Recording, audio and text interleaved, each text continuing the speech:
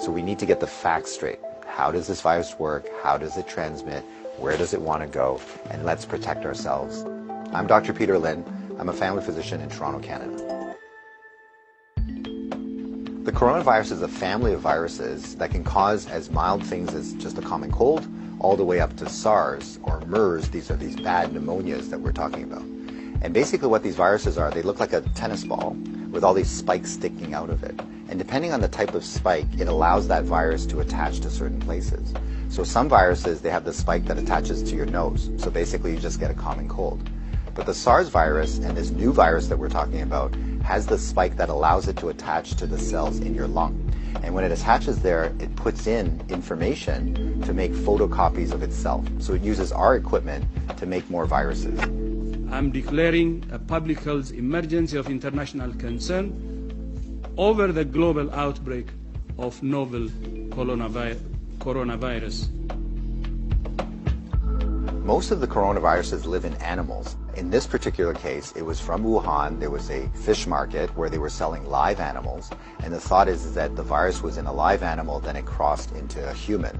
But then what we found was that people were getting sick in terms of healthcare workers, in terms of family members that were looking after them, which now meant that the virus can pass from human to another human.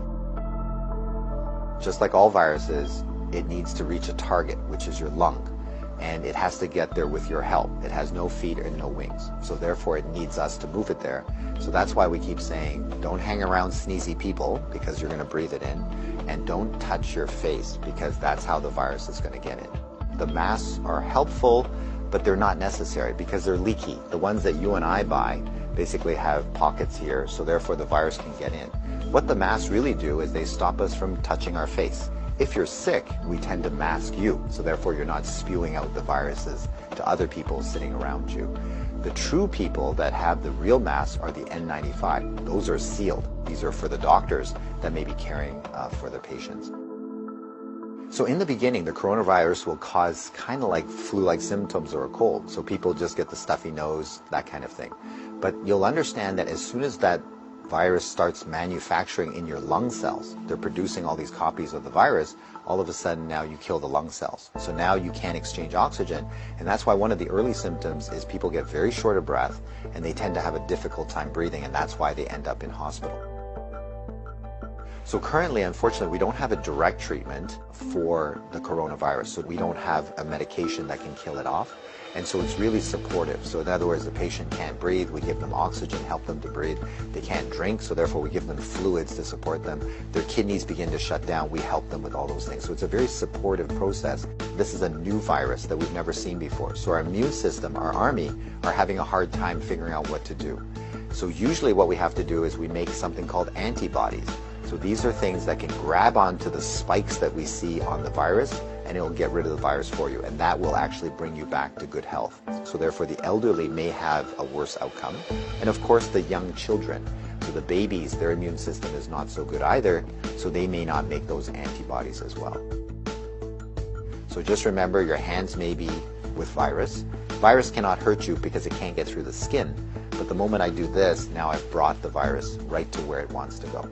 So let's remember not to touch our hands to our face. So let's say you think that you might have been on a plane or you might have bumped into somebody that has it. What should you do? So the first thing is to contact a healthcare worker to tell them that potentially you have it. If you're feeling symptoms and you're going to go into a facility, call ahead. Okay, so whether you're calling the paramedics or whether you're calling the hospital or your doctor, just mention that you were on a flight. If you don't have any symptoms, then what we do is a little bit of a self-quarantine. In other words, we can just keep you away from other people, and so you don't go into parties, don't go with your friends, don't go into public transportation. So we can contain it very easily by making sure that you do a self-confinement, so to speak, for the, let's say, 7 to 14 days is the longest incubation time. So after that, if you're feeling well, then you don't have anything to worry about.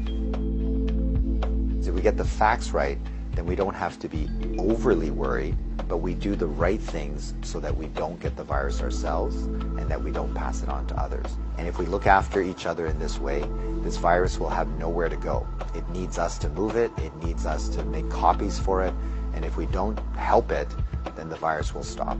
So we have the power to do that right now.